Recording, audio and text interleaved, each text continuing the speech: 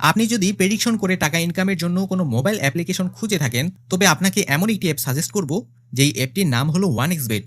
এই অ্যাপে বিভিন্ন গেমের উপর প্রেডিকশন করে আপনি প্রতি মাসে লাখ টাকা ইনকাম করতে পারবেন এবং এই অ্যাপটি ইনস্টল করার প্রসেসও অনেক সহজ।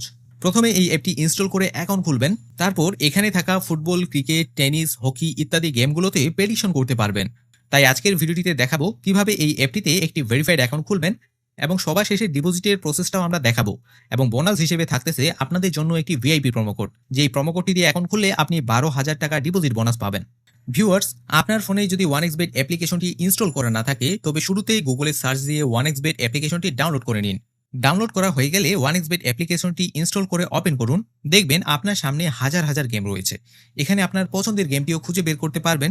তবে এসব গেম খেলার পাশাপাশি বিভিন্ন অফলাইন গেম যেমন ফুটবল, ক্রিকেট, টেনিস, হকি ইত্যাদি গেমে প্রেডিকশন করেও টাকা ইনকাম করতে পারবেন। অ্যাকাউন্ট খোলার জন্য উপরের এই রেজিস্ট্রেশন অপশনে ক্লিক করবেন। এরপর এই পেজে ইন ওয়ান ক্লিক অপশনে ক্লিক করলে আপনাকে আরেকটি পেজে নিয়ে যাবে। এখানে সবকিছু আপনার লোকেশন অনুযায়ী অটো সিলেক্ট হয়ে যাবে। অর্থাৎ আপনি যদি বাংলাদেশ থেকে অ্যাকাউন্ট খোলেন, তবে এখানে বাংলাদেশ শো করবে আর সেই দেশের কারেন্সি নিচে শো করবে। আর যদি অন্য কোনো দেশ থেকে অ্যাকাউন্ট খোলেন, তবে সেই দেশটি এখানে শো করবে, সেই দেশের কারেন্সি নিচে শো করবে। তাই এইসব জিনিস পরিবর্তন করার কোনো দরকার নেই। শুধুমাত্র এই প্রোমো কোডের ঘরটিতে একটি ভিআইপি প্রোমো কোড বসিয়ে দিন। প্রোমো কোডটি ক্যাপিটাল লেটারে বসিয়ে দিবেন।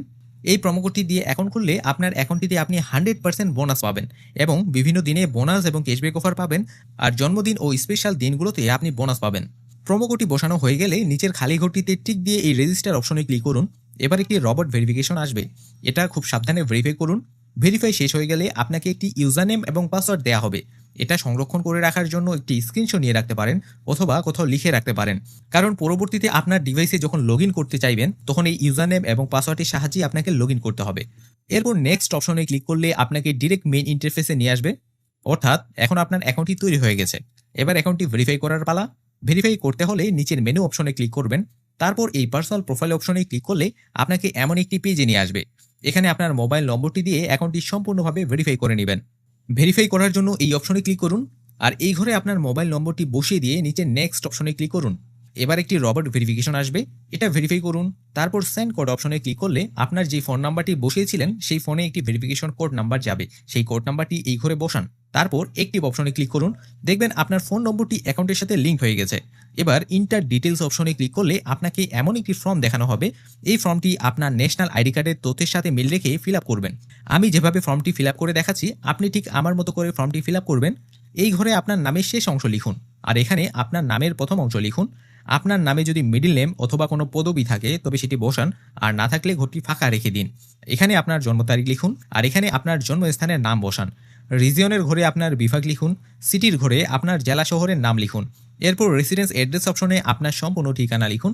ডকুমেন্ট টাইপ অপশনে ন্যাশনাল আইডি কার্ড সিলেক্ট করুন। সিরিজের ঘরটি ফাঁকা রাখুন। ডকুমেন্ট নাম্বারের ঘরে আপনার ভোটার আইডি কার্ডের 10 ডিজিটের নাম্বারটি বসান। যদি আপনার ভোটার আইডি কার্ড না থাকে, তবে এই ঘরটি ফাঁকা রেখে দিন। এরপর এই ঘরে আপনার ভোটার আইডি কার্ডের ইস্যু তারিখটি বসান।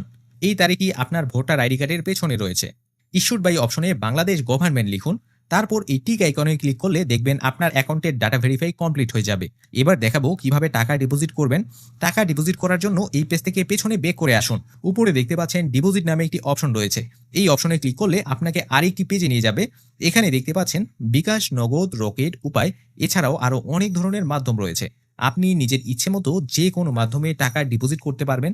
তবে আমি নগদের মাধ্যমে ডিপোজিট করে দেখাচ্ছি। এই নগদ অপশনে ক্লিক করুন। যত টাকা ডিপোজিট করতে চান এই ঘরে লিখুন। আমি যেহেতু 16,000 টাকা ডিপোজিট করতে চাই, এই ঘরে আমি 16,000 লিখে ফেললাম। আর এখানে যে নম্বরটি দেখতে পাচ্ছেন, এই নম্বরটি হলো তাদের নগদ ওয়ালেট নম্বর। টাকা ডিপোজিট করার জন্য এই নাম্বারে আপনার পার্সোনাল নগদ অ্যাকাউন্ট থেকে ক্যাশ আউট করুন। ক্যাশ আউট করা শেষ হলে আপনার নগদে এমন একটি ট্রানজ্যাকশন আইডি পাবেন। এই ট্রানজ্যাকশন আইডিটি কপি করে এনে এই ঘরে বসান আর আপনার পার্সোনাল নগদ নাম্বারটি এই ঘরে বসান। তারপর এই কনফার্ম বাটনে ক্লিক করলে যদি এমন একটি নোটিফিকেশন আসে ডিপোজিট সাকসেসফুল নামে, তবে বুঝবেন আপনার ডিপোজিট কিন্তু সাকসেসফুল হয়ে গেছে। এরপর 5 থেকে 10 মিনিট অপেক্ষা করলেই দেখতে পাবেন আপনার অ্যাকাউন্টে সেই টাকাটি চলে এসেছে। এই যে দেখতেই পাচ্ছেন, আমার ডিপোজিট করা 16,000 টাকা কিন্তু আমি পেয়ে গিয়েছি।